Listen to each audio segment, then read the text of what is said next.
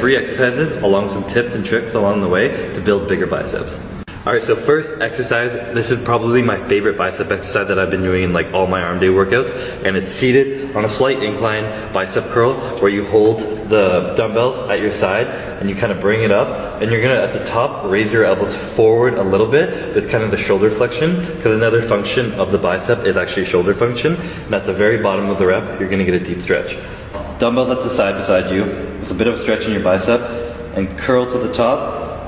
And in one fluid motion, kind of finish the movement, flexing your shoulders at the top and bring your elbows forward.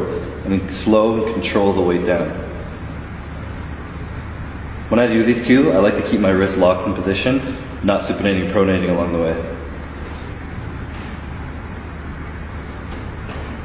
So on to exercise number 2. This is going to be a straight bar cable curl. I really like doing curls in the cable machine because it keeps constant tension on the bicep. At every range of motion, the cable is constantly pulling down and your biceps are constantly fighting it, so it's really good for your pump. One trick I really like to do on these, and really you can apply this to any bicep exercise, is you want to think about squeezing your ring finger or your pinky finger on both hands, and what that does is kind of focus your wrist out and get a tighter contraction of your bicep at the top.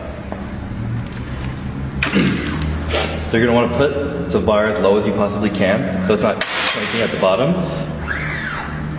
And just curl up, squeezing the pinkies, getting a tight squeeze at the top. Another trick you can add to these is when you get to the end of your set, you start to get fatigued, you're failing, whatever, you can take a step forward and start performing drag curls, where you keep the bar super close to your body and you're almost driving your elbow backwards, like this, and it gives you a really tight squeeze, and it's just a way to add a little finisher to the set.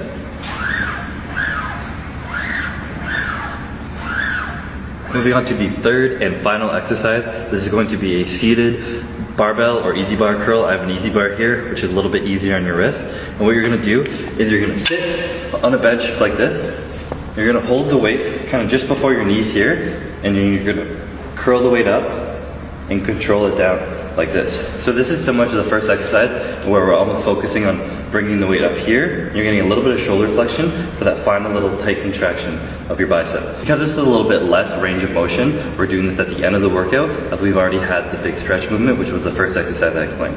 One of the key benefits of sitting down in this position and lowering the bar down to your knees is you stop any kind of momentum. So you got to do really strict form.